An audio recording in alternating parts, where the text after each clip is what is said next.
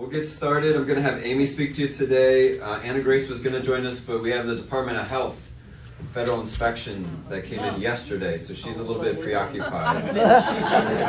It's a good thing, though, because we wanted them to come. It's better they come this week than the next couple of weeks. So far it's going well. We're hopeful that they'll finish up tomorrow. So I told her it's definitely okay for her not to join us today. So. Requested David, if you could come up and start us off with prayer today, that'd be great. All right, let's go to the Lord in prayer. Oh Lord our God, we acknowledge you as our creator. This beautiful world, including this lovely setting of Rolling Green Village, is the creative work of your hand. Not only have you created all of the natural world, you've created all the people as well, including each one that's sitting in this room today. So regardless of origins, economic status, lifestyles, personal choices, may we see all people everywhere as created in your image and with the potential to be numbered among your children. The work of your hand we receive with thanksgiving as gifts from you, and in this season, O Lord, call us and you to be the best practitioners of hope, peace, joy, and love. And in so doing, may the results be seen in our community and beyond. In scripture, song, holiday cards, yard signs, the call for peace on earth, goodwill to men is making its annual infiltration of our senses. And our hearts warm to that vision. We want that to happen. May it be so. Yet we find a lot of unrest and anger and hostility, and even aware of entire campaigns waged with revenge as a recurring theme. But remind us today that we are called to be better than that. Your word tells us not to avenge ourselves, but leave that to you. We're even supposed to love our enemies and feed them when hungry. And better yet, you counsel us to do this. If possible, so far as it depends on you, live peaceably with all. And by your grace and strength, we can do that. We must do that. Even if our small corner of the world, in the shelter of Rolling Green Village, we find that there are people who think differently, act differently, believe differently, even look differently. By any reckoning, Father, we have forged a community of collegiality and courtesy well above what's experienced in places and spaces beyond us. And we are so grateful for that. And may we continue to grow in unity. May we even become an influence of good in the larger community beyond ourselves, showing the way of how to live with others in peace and mutual respect. So light our way and strengthen our steps and shape us more and more into the community you want us to be. So we thank you now, Lord, for one another, for those who live here, those who work here, those who visit here. We thank you, too, for the one who came to us so long ago, whose birth we celebrate at this time of the year. Indeed, Lord, many of the world's great faith systems have significant celebrations during this month.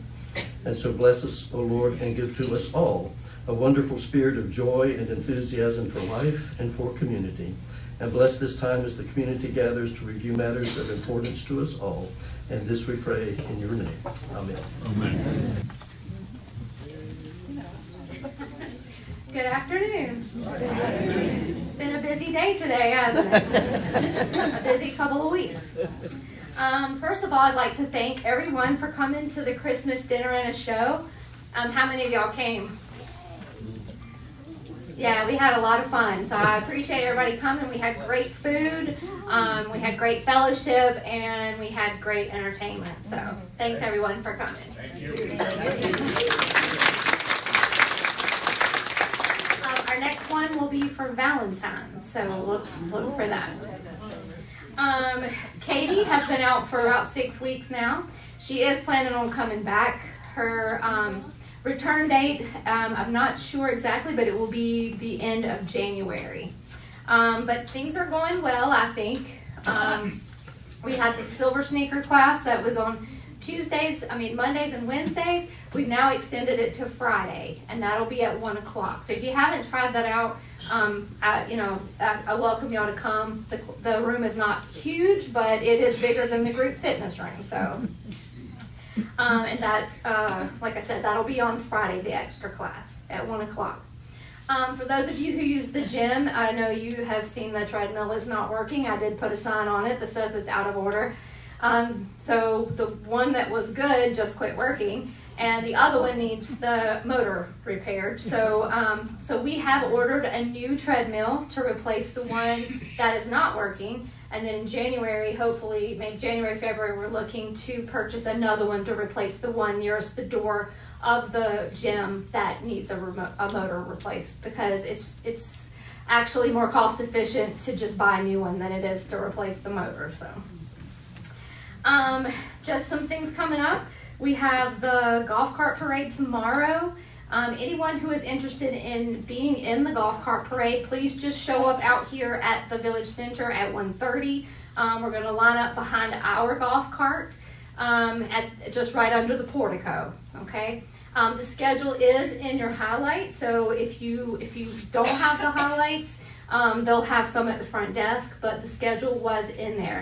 If we see that there's going to be a delay, we will try to do a one call to let you know. But it does start at 2. And then anybody who needs help decorating their golf cart, just come out here tomorrow morning at 10 o'clock and we will help you decorate your golf cart, okay? We're not going to be stopping and getting off and singing and all that. We will be caroling as we're driving by, but we're not going to get out. And then after the golf cart parade, anyone is welcome to come up to the Commons for refreshments, okay? Let's see, next Thursday, the 21st, we're going to have a busy day as well. Jim Thompson's son and one of his friends, they're members of the group Kingdom Come. They will be here at 12:30 singing. And right before Santa makes a visit, and we have caroling, cocoa, and cookies with Santa. But what I want to challenge y'all to do is that day we are wearing our Christmas pajamas. The employees are wearing their Christmas pajamas. So if residents would like to wear theirs, please do so. Okay? And then Ray, but please make sure they're appropriate, okay? And then Ray Berge is going to have his truck outside the Commons under the portico if anybody would like to have their picture made with the red truck. So that's next Thursday. And then Vanessa's last Tales of History is going to be next Friday, and that's on the 22nd. I have texted her to see if she could come a little bit early, like 1 o'clock, so we could have a little social for her, just to tell her thank you and just show how much we appreciate her. We are working on some ways to still have her here, whether that's virtually or we have also talked about having her come back when she's in town. But Vanessa and I are working on something as well, just to maybe once a month have her virtually. So it's better than nothing. Yeah, you go. But we are looking at other people to come in and speak. I have Jim Nicholson coming in. He teaches the Ollie class. He'll be doing some classes every month. So, hopefully it's not going to fill that spot, but Jim Nicholson's great as well. So, and our doors are always open for Vanessa. Mm-hmm. Do I have any questions? Talk about the parade of homes. Yes, Bill.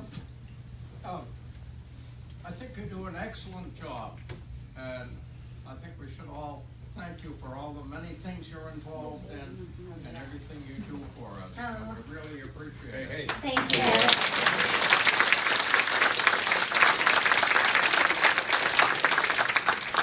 Thanks, everybody. I did want to mention we did have our Parade of Homes. What day was that? Tuesday? I don't even know what day it is anymore.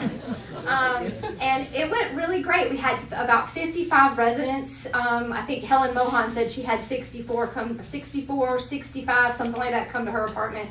But the patio homes, I think we had about 55. We had 6 residents who opened their homes, and the residents could come and see them, as they wanted to, between 1 and 3. And it was really a great experience. It was great for people to meet each other who have never met each other before. Just a good way to bring people together. So I'd really love to do that again next year. So think about who might want to do it, because it was a lot of fun. Okay? That's nice. All right. Thank you so much.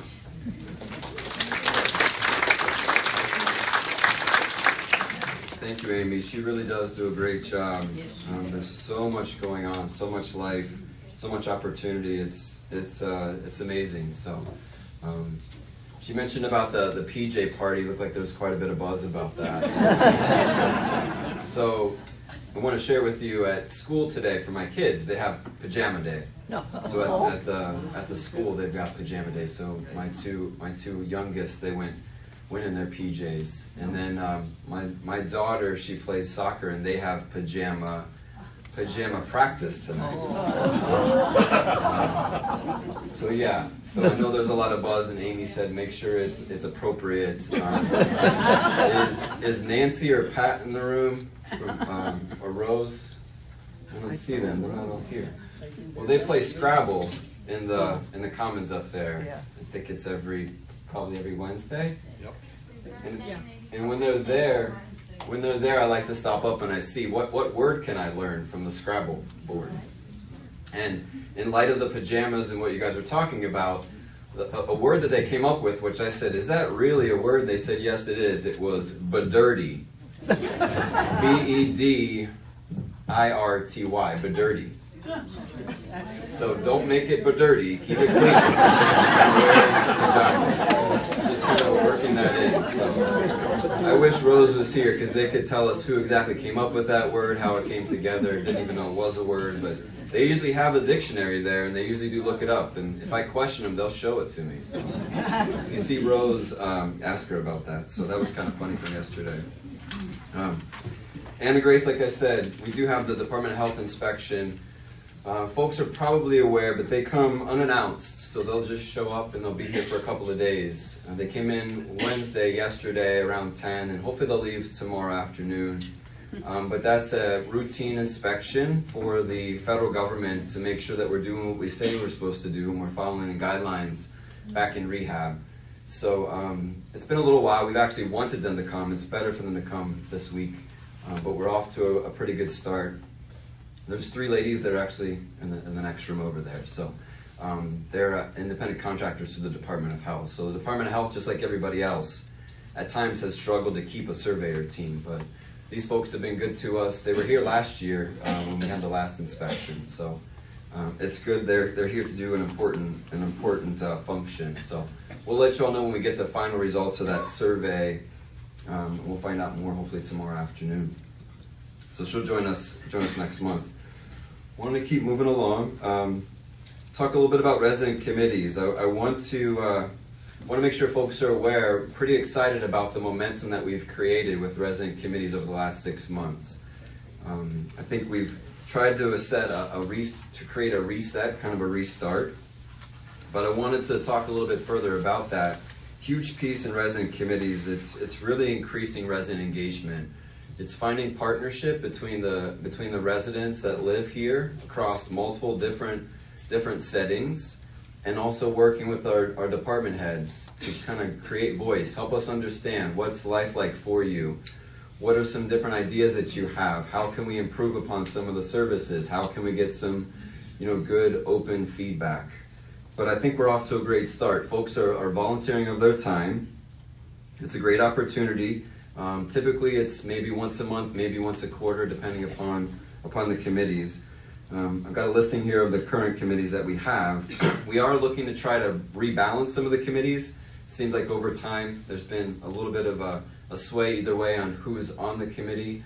But if you're interested in learning more about the committees or volunteering some of your time, we like to keep the committees kind of small, maybe 6 to 10 tops. Please let myself know, or you can get in touch with Bob Torres. I didn't give him a heads up here, the current Resident Association president, if you'd like to learn more about the committees. I don't believe that all the information is on the portal quite yet. I think there's some bits and pieces of it, but that's the intent.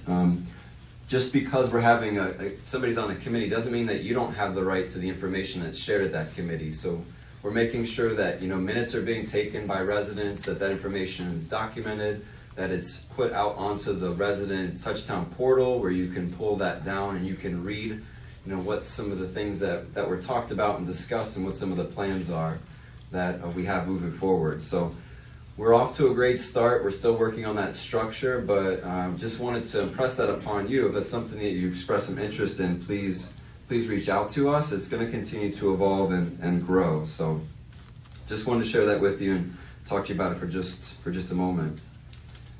Let's go ahead and jump into the financials. We had another good month in November.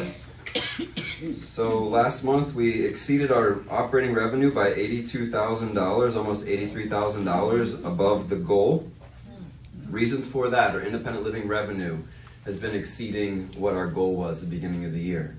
So that's a good thing. And also our assisted living revenue was also an area that exceeded our goal. On the operating expense side, we missed our target goal, so we were over our operating expense by around $50,000. Two primary reasons for that. One was increased staffing costs. Last month we had a COVID outbreak, a pretty significant one, excuse me, in the licensed areas. A lot of our staff had to be out for about 10 days. So you still have to operate, you still have to take care of folks. So we had to bring in temporary staff. So we saw an increase in the use of temporary staff last month. We don't anticipate that happening this month. We also saw food costs significantly go up last month. So those are the two primary reasons why we did not meet that goal for operating expense. But we still did meet the net operating income goal and our positive variance of $32,000 for the month of November. Continuing to see a really good year of recovery and seeing us beat those goals. And again, like I said, significant reason for that is the strength in the independent living occupancy across the apartments, patio homes, and the cottages. Keep moving along. A resident satisfaction survey. I wanted to share that with you. Sorry, I got a tickle here. It was an extremely great outcome. We were, it far exceeded our expectations. So I wanted to give you a little bit of background on that. So every 2 years we do a resident satisfaction survey. So 1 year we do a resident survey, the next year we do a staff survey. So every year we're surveying the people that we serve, whether it's residents or staff. So we did this in September/October. We got the results in early November and wanted to share that with you. So a little bit of background on the methodology here. I don't want to read it word for word. Excuse me. But as far as the overall study objectives, I'll read this to you. It's to assess the overall satisfaction among residents as well as the satisfaction with certain elements of service. We want to track the movement of those measures over time. So the surveys are compared each time we do them, so we can see how we did last time compared to this year. We also want to identify some of the key drivers of satisfaction and then benchmark them across LCS communities. There's about 130 other life care service communities across the country. And we can also benchmark them across other communities that utilize that same service. Thank you. Across the country. So those are some of the reasons why we do this. Extremely important for us to make sure that we understand what life is like here and how well we're doing. So I don't think folks can see that at the bottom. You can't see it at all. We're old people, we can't see that. But we can again get copies. This will be posted to the resident portal. So we had a really great response. 483 independent living residents responded out of a total of 637 residents. So that's 76%. That's amazing. Within assisted living, we had a 73% response rate. In memory care, we had a 47%, and in healthcare, we had a 33% response rate. So, but again, 483 folks filled out that survey, which is amazing. And then we'll keep moving along to the next slide here. This will share with you the overall satisfaction score. Again, it's far exceeding our expectations. So the overall satisfaction score that we received was 97%. So if you see, that's 2 and 3 and 4 points higher than the last time we did it.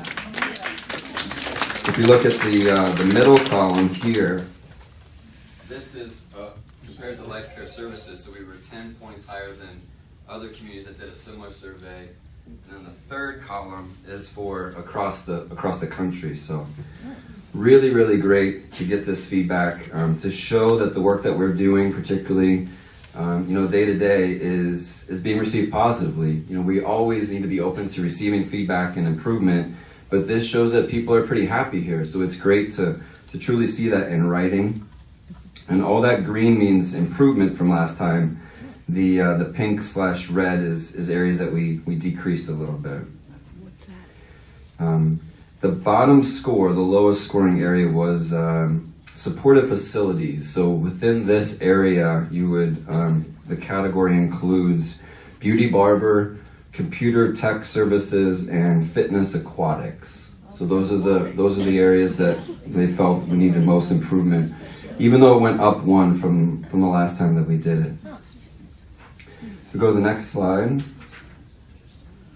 This is an interesting slide here. So at the top it says positive comment themes. What do you like best about your community? So those top 5: environment, residents, staff, engagement, and dining.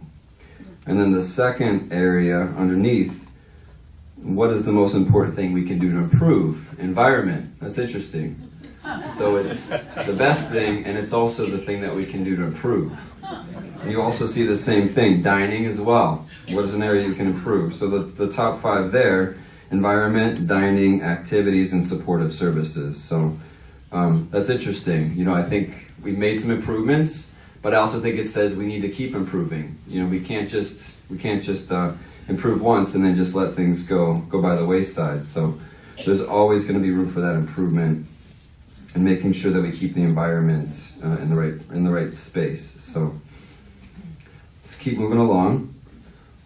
I wanted to highlight the memory care satisfaction. This was a really great score. It was a smaller number of family members that filled this out, but this is the one place on campus that we've had the most occupancy struggles.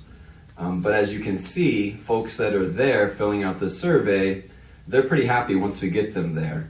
And we are committed within the next couple of months of 2024 of looking at trying to do some work back in memory care. So we're looking at trying to do a little bit of upgrades as far as carpeting, as far as the color of the walls, maybe the handrails, and changing out some of the lighting.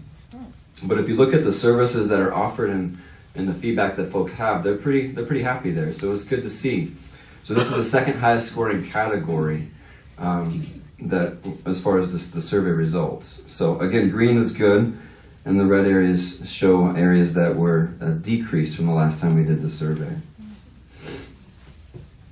Keep moving along to the next slide. So the key themes and takeaways from my assessment, they shared 36 pages of positive comments. So it was about a 110-page document that they shared with us. So I counted those out, but we only got 24 pages of improvement. So if you think about it, 50% increase in the number of positive versus the negative, just thinking from a big picture perspective. Some of the community strengths that stood out in the positive feedback, this is the verbatim feedback that folks wrote in. The things that I picked out that I saw most frequently was community life, so the activities team, dining services, and the environment as far as being warm and welcoming. So what do you like most? What's most positive? Those are the themes that I picked out from reading through the 36 pages of positive feedback. On the improvement side, what are the areas that we could do to improve? Assisted living, you know, we're aware of that. Our assisted living occupancy is good right now. That's because that's the only place that we have, and folks believe in us as a community, and this is our home. But we know it can be improved, and that's that primary reason why we want to continue with phase 2, so we can fix assisted living. And then the environment, parking and technology support were 2 things within environment that I was able to pick up on that folks commented most upon needing to be improved. And then dining services, one of the common themes we saw was food temperatures with regards to dining services. So what are we doing with this feedback? I want you to be aware that each of the department heads sat down with myself and we talked through some of the feedback that we received, and they're creating an action plan of some items that based upon the feedback that they're going to work on and execute within the next 90 days. So again, the important feedback that we saw, assisted living needing to be improved, the parking, that's always going to be a struggle and a challenge, but it's something we need to continue to be monitoring. Technology, which I'll have an update for you on that in a moment. And then on the dining side, what can we do to improve that experience? I know Bruce was here last time, talked a little bit about dining and what we can do, some of the things that we're working on. What do you all think of the lights in the dining room? The little small lights, aren't they kind of neat? When we went on our trip up to North Carolina, we stopped at a restaurant that had lights similar to that. So again, we brought Bruce with us on that trip and wanted him to get outside of his environment a little bit. So I think he just did a little bit of thinking and went to Amazon. As you all know, you can get anything on Amazon. And he found those. I think it's a really neat little touch, and I think it's been really well received. We could thank Dorothy Jenkins, who has the cart that helps to plug them in every night and bring them back in the morning. So they have to charge for about 8 hours. So, but it was a really neat little touch, and I think that those are little things that we can do to improve upon the service that we provide. Just a small touch and not very expensive at all. So let's keep moving along. Wanted to share a couple of updates. And how are we doing on time? We're doing pretty well. I want to share a couple of updates, and then I'll open up for some questions after a couple other slides. So, some campus improvements, environment type things that we were talking about there. We do have a new woodshed storage space. We just completed some electrical upgrades there, so now some lighting in there. And there's at least one outlet, I think maybe two, that was requested by some of the residents in that space to make that a little bit more comfortable. Curb appeal, we've been working on the front entrance. Brightview has been working with myself and with Skip to create a plan to enhance some of that. We had a tree out there, and we had some shrubs that were dead, and they've done some reworking of the curb appeal. They're also going to be reworking some of the islands as you come in on Hope Smith, so you'll see that next week. They also did a little bit of work at the front commons, but we're continuing to work through a plan with them. And myself and Skip are meeting with them once a month, to kind of just drive through. And we did that. The first one was on Monday, so it went well. And there's going to be more to come there. We also are continuing to move forward with the Cottage French Drain Line project that's been delayed a little bit by rain, so it's been a little bit messy. But I know Skip feels pretty good about the workmanship there and the quality and the plan, and it's just been delayed a little bit, but we're continuing to move forward. One of the hiccups you could say was that they hit a couple of the irrigation lines, so it created a little bit more water back there. But we did fix those, but that project continues to move forward. It should be finished within the next couple of weeks, but again, that was delayed slightly. The Village Green Courtyard, we removed a couple of trees there this past month. That was another factor in us going over our expenses a little bit. That came through Skip's expense line, was removing those trees there.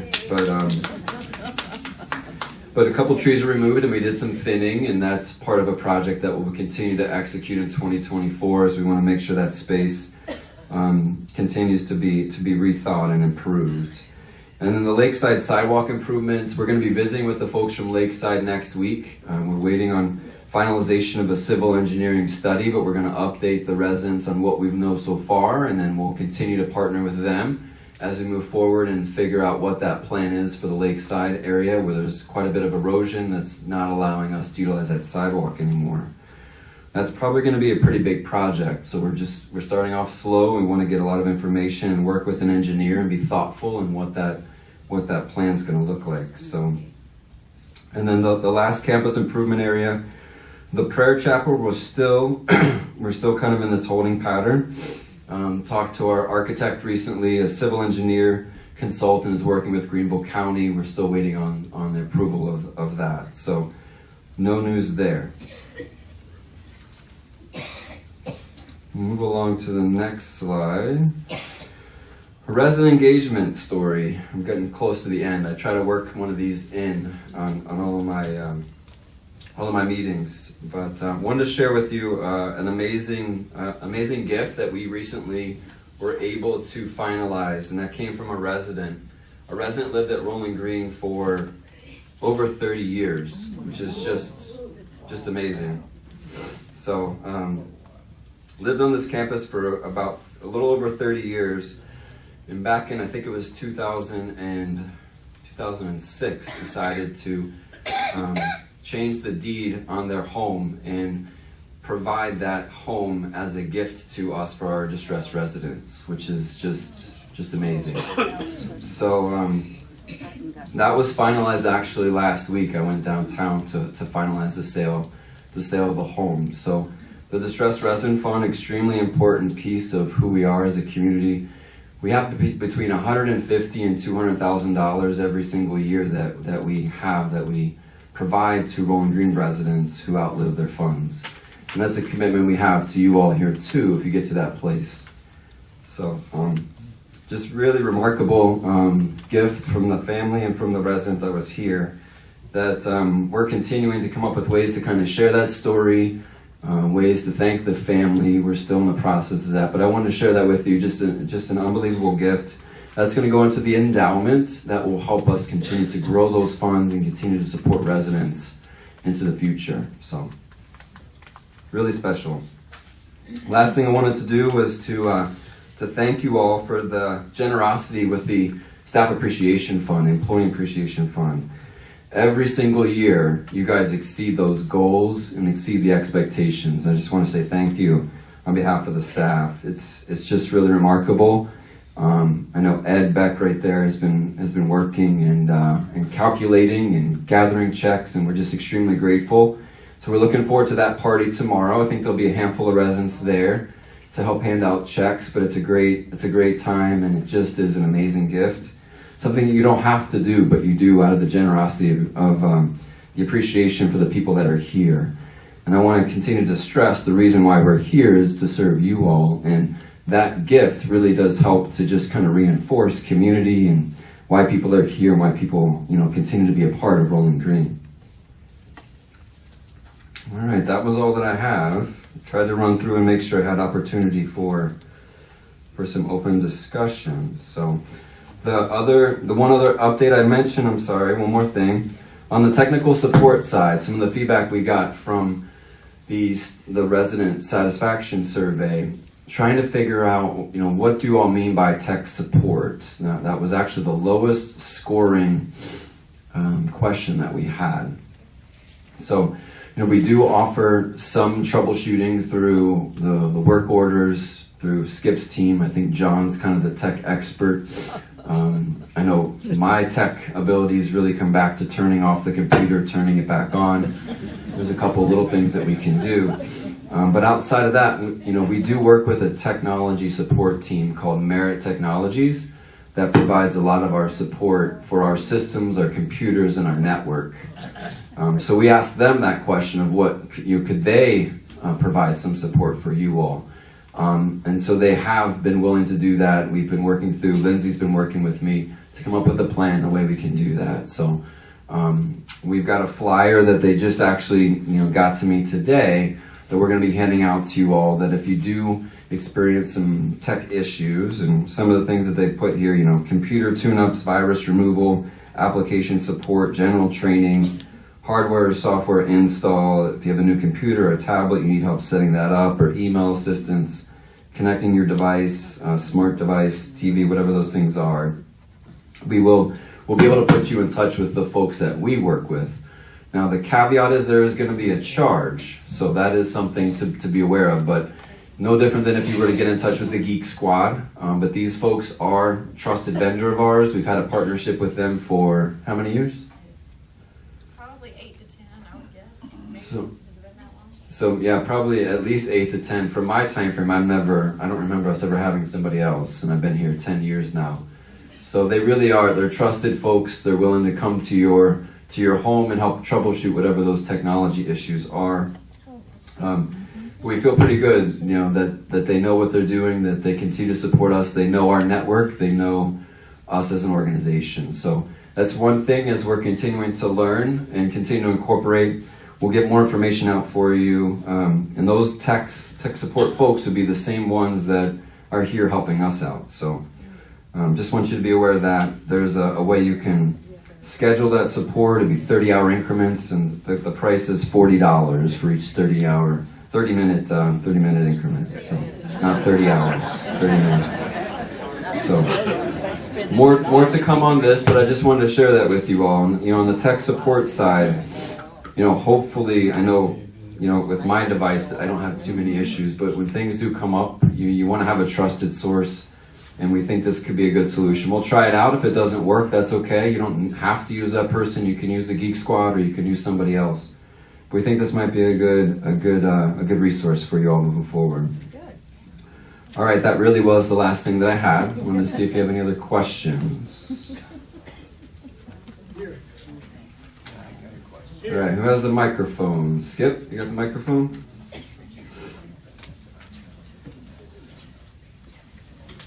Weave and wobble my way through here.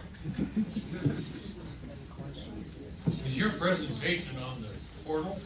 We will put it on the portal. It's not there right now, but Lindsay will put it on the portal, yes. And that's the resident portal, just so folks know. When people say the portal, you kind of wonder Star Trek or some other things. It's the resident is Touchtown, the resident portal. If you need help with the resident portal, you can get in touch with Amy, right? Yeah. She can help you get on that and get you comfortable with it. So go ahead. Are you in a position at this time to elaborate on some of the improvements you might consider for the assisted living area? Yeah, we can talk a little bit about, the phase two development. We're continuing to work through what's called schematic design and looking at those spaces and what we would want to have. When we're looking at that improvement, we did a study with our current space, and we felt that given the current issues that we have with that structure being pretty narrow, being just one direction, also with the lack of the hallway width could be a little bit more, and also the issues with the sprinkler system, we did not feel that it was the right decision to renovate that space. One of the other factors that comes into Cedar's assisted living is the fact that it's the furthest from the kitchen. So we're bringing food over, we're carting food over, and there's a lot of food temperature issues. So as we looked at it, we didn't want to have to create another kitchen. How can we move that space closer to the heart of the licensed areas between assisted living and the health center? So right now the tentative plan would be kind of right back here where the current pickleball court is right now, would be where that space is being envisioned. And I believe it would be 32 or 33 residences. There would be a courtyard, there'd be quite a bit of common spaces, 2 floors with its own entrance. So that's kind of where we're at right now. And there would be quite a bit more space, so there'll all be 1-bedroom units. There will be 2 of them that are 2-bedroom for couples. Right now we only have 26 studio apartments, which is extremely difficult to get somebody to downsize from a 3-bedroom house to a studio apartment. So, the 1-bedroom is pretty spacious, and we've looked at some of the square footages. We're still working on some of those design elements, working with SFCS, which is the architecture firm. So as the plans continue to kind of come together, we're finalizing them, submitting them to the county as we move forward to that next decision point. But we know that assisted living is it does not compete with a lot of the communities in and around Greenville that have popped up within the last 5 to 10 years, and we've got to do something to address that. We're all fine over here. Huh? Let me make a comment. We're all getting a little older, No, and that, no, no. that subject will become more important to us as time goes on. It will. Thank One of you. the Thank you. One of the things we are seeing is that because of our assisted living, the way it's set up, a lot of people don't want to go there, so they're staying longer in independent living apartments, and that's also changing the feel and life for people there. And one of the issues that we'll have sometimes, particularly with adult children, I know folks here, we have a life plan community. You have independent living, you have assisted living, you have skilled nursing. And a lot of folks feel it's a very linear equation. But if you stay too long in independent living, you can skip assisted living. And those are difficult conversations. And those are ones that I know adult children are not really happy about. We don't want our loved one in the nursing home, but because you stayed so long and brought in caregiver support, you missed your window to move into assisted living. We feel with a new space, and space that people want to move into, one that almost the 1-bedroom could be almost the same size as the 1-bedroom over here, it's not going to feel like a significant downsize. People are going to want to be in that space, and we may solve a little bit of that issue that we have now with people holding on to that space over here because they don't want to move into that smaller, less attractive space over there. So that's one of those elements that we're hopeful to fix when we're recreating the space.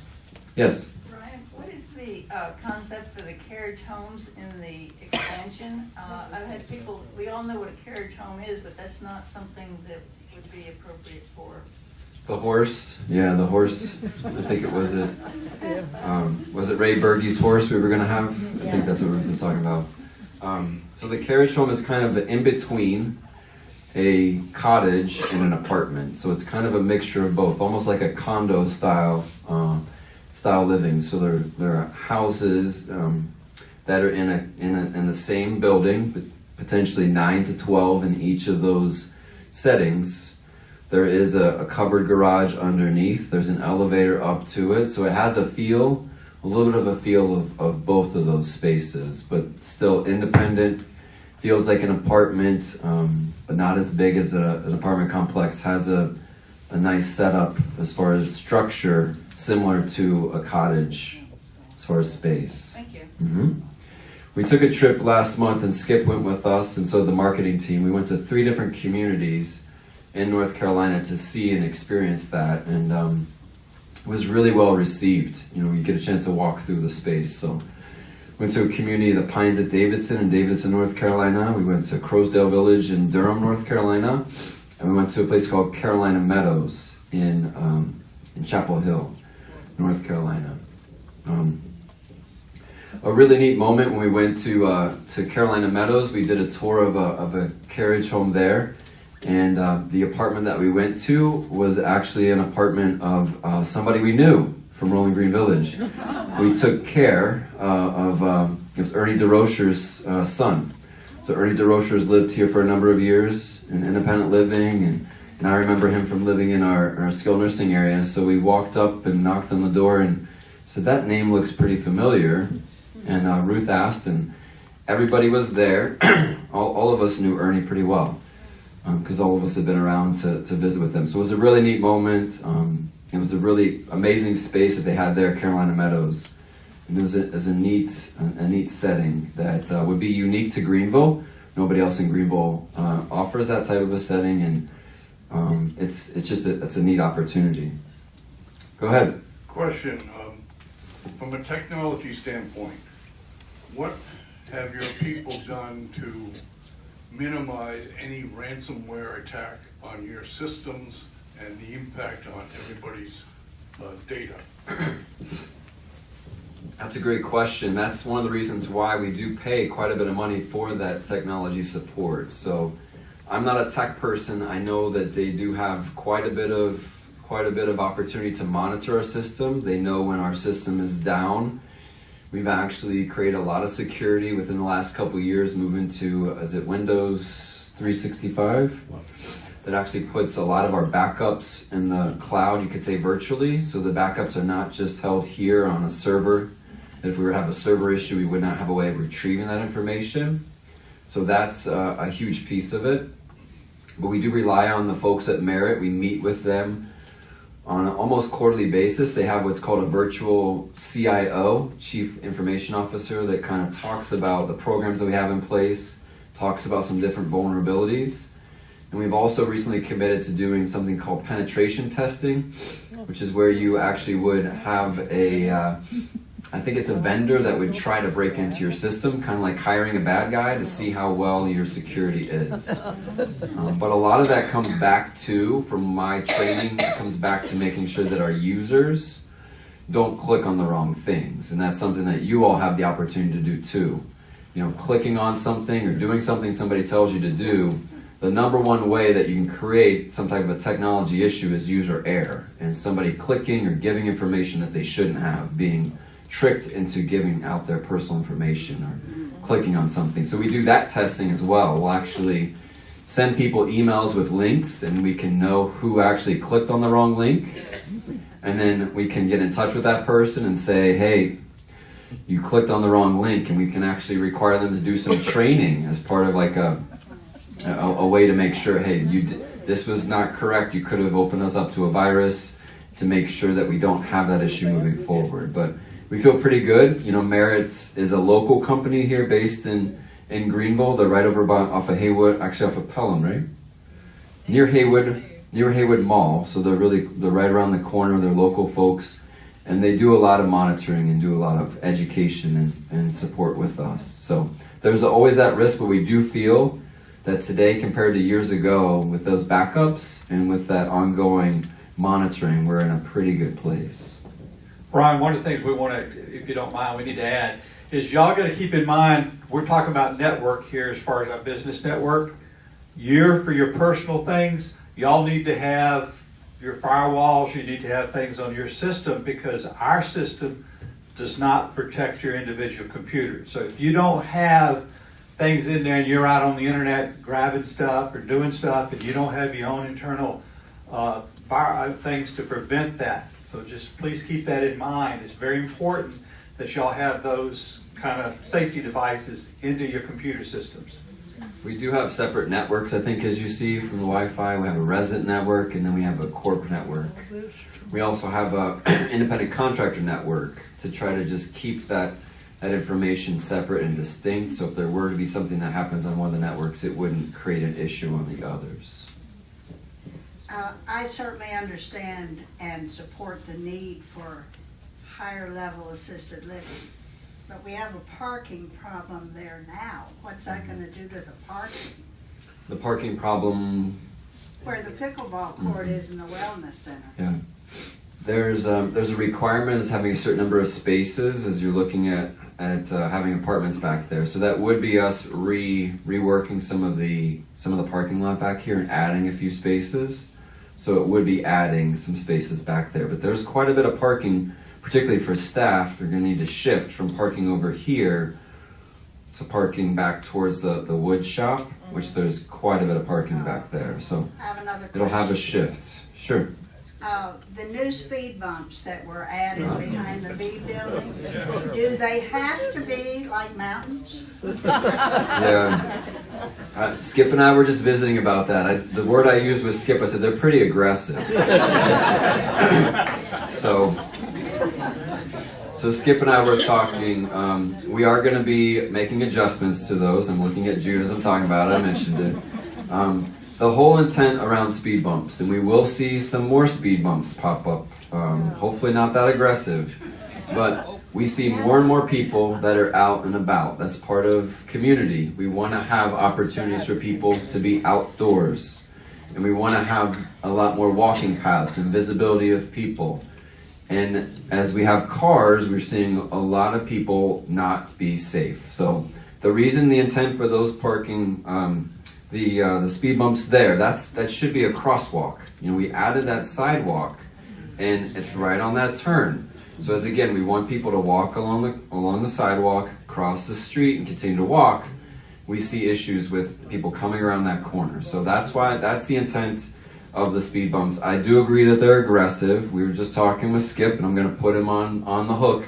I said we need to move from 3 to 2 in each of the. You know, we need to remove some of them. So we should go down from 6 to 4, and then we'll continue to monitor. But I do anticipate putting some speed bumps up at the 4-way stop up Hoke Smith and Trail Oaks. We see a lot of people roll through that stop sign or not even stop at all. And again, folks are coming over from the cottages. Folks are walking down the sidewalk. The whole intent is resident safety, slowing some folks down, and that's really for it. But I do agree they're a little aggressive, and Skip agreed after we put them up. So we are going to be adjusting them. We got to find the right one. There's a lot of speed bumps out there that you can purchase from Amazon, and we want to get the right one that's not as aggressive. So we were talking about that just a little bit ago. We will be making adjustments. Those of us who live in the cottages are also very aware that some of the better speeders are employees. Yep. And we can also look at putting some speed bumps there too. We continue to remind staff that that's not a cut through. We continue to ask staff to slow down. I know the speed limit is 23. It's outsiders. But people do not always follow that. So we don't want to become the, police officer. We are installing some new cameras. I talked about that before. Some exterior cameras that are facing parking lots because we've not had those before. We just completed the wiring, but we've still got to get the camera technology in place. I don't know when that'll be installed. It might be the beginning of the year, but that might also help us with monitoring, and we can give some overall feedback, to folks and say, hey, we do continue to see that, But I walked out with a resident. It's been probably early fall. A resident and I walked out front, and we stood and just kind of were walking, and honest to God, we saw 3 people just roll through that stop sign, and we were standing right there. And one of them was an employee that was in from out of town with Life Care Services. Like, that wasn't a really good stop. She just kept going. She was in a rush to get back to Myrtle Beach, but I just kind of shook my head. Like, that's the reason why we gotta make sure we look at that. So, other questions? I do want to thank you because you were much more politically correct, kind, and gentle than some of the other comments I've gotten about the speed bumps. So I do want to thank Ryan for that. I've heard a few. Don't bring it up. Anything new on 59? On channel 59? Channel 59. Oh, yeah. We just signed the agreement yesterday, right, Nancy? Yes. It's going to be sent off, so it is going to come back. I just don't know when. Okay, thank you. But yes, we had to go through and actually restructure the whole spectrum agreement. They sent us a quote. It didn't have 291 houses. It had like 280 something. So, spectrum, yeah. So we had to work through all of that. But I do believe it was signed yesterday. We are making sure that it comes back in. I think there'll be a couple of other channels added. Remember, I think maybe 3 or 4 more. But there's maybe five other channels that will be added in addition to Turner Classic Movies. So we'll see when that happens. But that has been signed. I believe it's been sent off. If not yesterday, then today. Thank you. Mm-hmm. Yes, Pat. Skip raised the question or the issue of we all should have some kind of computer protection against viruses or this malware and so on. And so the issue of spectrum has come up as well. And so we have the opportunity, most people do, to take advantage of the spectrum internet service that's offered on campus. And so the question is, can Spectrum also offer a package that provides this kind of protection for the residents at Rolling Green? Yeah, they might. I don't know. I know there's a lot of different software providers, and there's a lot of different agreements they want you to have. So, but it is important to make sure, and that might also be a conversation. I think there's an Ollie class around technology or how to use your iPhone. Is that right, Amy? There has been. There has been. And we also have some other speakers that come in at times to talk about technology as well, training how to use your phone. But that's a good question for those experts. And one, if you wanted to ask the folks at Merit, that's our tech company that we're going to be working with.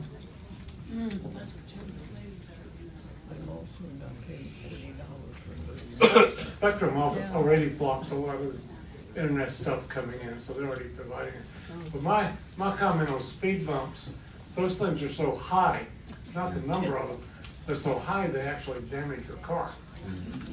I mean, they've ripped off parts of my car as I've gone over them. Not fast, just as slow as I can go. And that's where we are going to be changing them so they're not as aggressive. So we will be doing that. Like I said, I just talked to Skip today. Going back to the speeding, is there any way to encourage FedEx and UPS not to speed? FedEx and UPS. Yeah. We can ask them the concierge desk. You probably, I don't know if does Amazon not speed through here? Okay. Yeah. We can definitely ask them. You know, I believe, from my understanding, they're in some ways incentivized to deliver more, so they're on a track, and there's certain efficiencies that they have that they get paid for. So, but you're right. We bring them quite a bit of efficiency with having one drop off, and then we do all the running to all those places. So, Lindsay, go ahead. We've asked that question. drivers that come in and out of the company, and it's hard to get the message to all of them. Yeah. So Lindsay said we've asked them that question before. It's been pretty hard with the number of people that come on, and a lot of seasonal folks, for them to continue to create that consistent message. They can put it in a. Any more questions for Ryan? Please keep in mind, this is the last time you can ask it. It's going to be next year before you can ask it again. I don't have something to ask, I have something to tell. I want to warn people, I got a call today saying that I had won $2,500,000. And I said, whoopee for me. Yeah. Of course, Publishers Clearinghouse. Yeah. The only thing I had to do was give them $7,900. It was all I could do to laugh in their face. You're right. So be mindful. Yes, just be careful of who you're talking to. You're right. I had a spam call today. I was going to look at it and tell you. It said just call to authorize a payment of $14.99 for the recent order of your Apple MacBook Pro on your Amazon account. If you do not authorize this payment, please press 1 to speak to our customer support representative. Yeah. So that was one that I just got, just reading it from my voicemail. I didn't answer it. When it says spam, I really come back, do not answer the phone unless you know the person's number. Yeah. There's a button on the side. Hit it twice, ignore it, let it go to voicemail. Then you can read it and try to understand, does this really make sense? But I've not purchased a new computer. It sounds like a nice computer.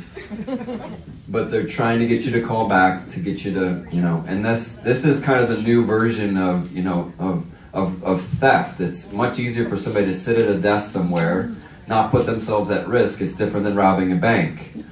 And they can be much more successful and take advantage of people. It's really, really not sad. spam risk. It was a straight call in with the number. Correct. And I would just continue to encourage, if you don't know the number, if you've not had it saved in your phone, come back to it. Let them leave a voicemail, and within a minute or two you can call them back. But that's where you can kind of, if you answer that phone, then that person's on the line. Once you answer it once, they'll put you on the list, and they'll keep calling you. And it's an interesting, I don't know how the scheme works, but if you answer it once, they'll elevate you on some type of list, and you'll get multiple calls. So, other questions? Yes? First of all, I'd like to thank Skip for trimming the tree that has opened up. I can't hear you, Judy. Use the, yep.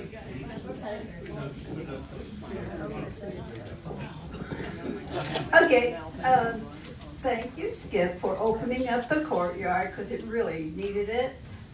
So, that's it. Okay, I'm going to ask a question, and I ask it respectfully.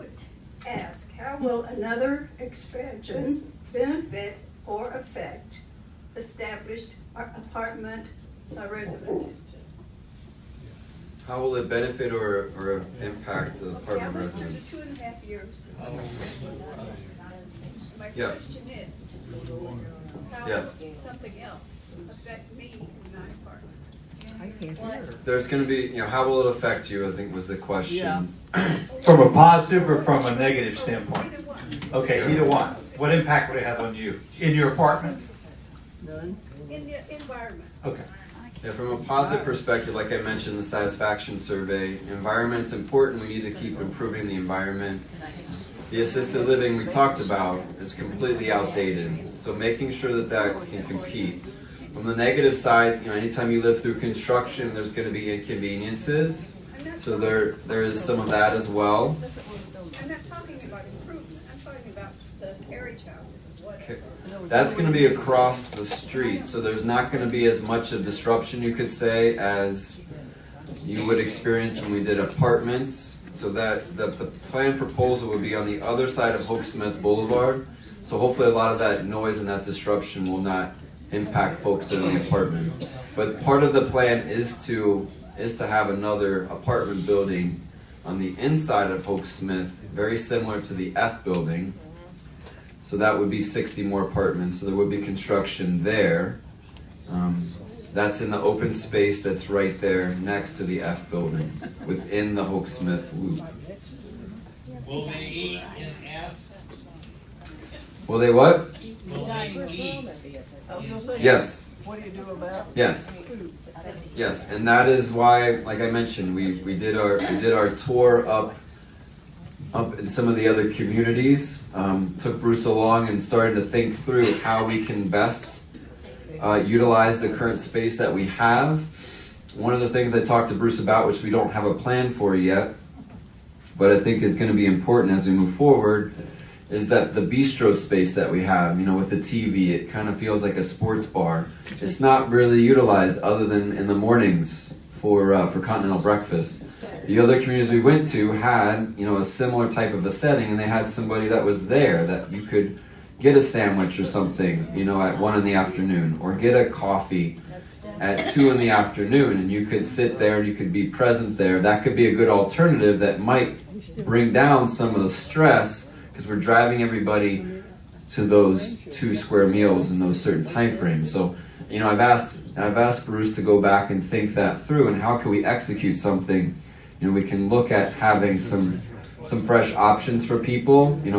Fast casual right now is a pretty big thing in the restaurant industry, where folks don't want that full table service, but they want some good food that's fresh that they can get quickly. Could we do something like that to help take some of the stress off?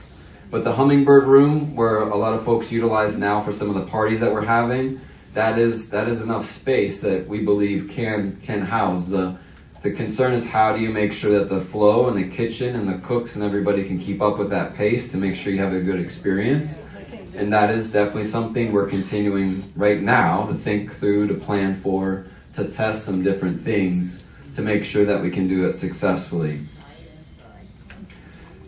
So that is the plan right now as we're looking at it. Yes? As the number of residents increases, will we also have additional stress on the gym as well as parking? Yes. And getting reservations for dinner at the Commons? Yes. One of the other things I mentioned that Bruce is working on is the online reservations, and continuing to have that process evolve. So getting that started is something as well that I want to see us keep moving forward into in 2024. But yes, we are going to experience exactly what you're saying when you bring in more residents. And that's, as we look at it, as far as the therapy and the wellness areas, yes, we want to also recreate those spaces. It's not in this new phase, but it is in those subsequent phases. So we need to continue to be successful with what the plan is now, and then continue to move forward. But in those other iterations and those other plans, we do have recreating the wellness spaces, moving them up closer to the independent living. So there is a full master plan that we probably need to kind of dust off that we're working through. Again, those are plans. It doesn't mean it's going to execute that way, but we definitely do see the need for that. I also think within that, we'll see, once we bring in more residents, we need to look at those dining options and make sure we have different options moving forward. One of the concerns that we have why we wanted to move assisted living back here is we did not have to create another kitchen, because of the difficulty of finding kitchen staff and operating 3 kitchens compared to operating 2. Could we move assisted living closer so it can be closer to the current kitchens that we have, and not have to create a new kitchen with all the expensive equipment, with all the staffing that we need? So we're trying to be smart about those spaces, but I do think we need to continue to look at some of those other options, those different types of opportunities for people. It's 4:06.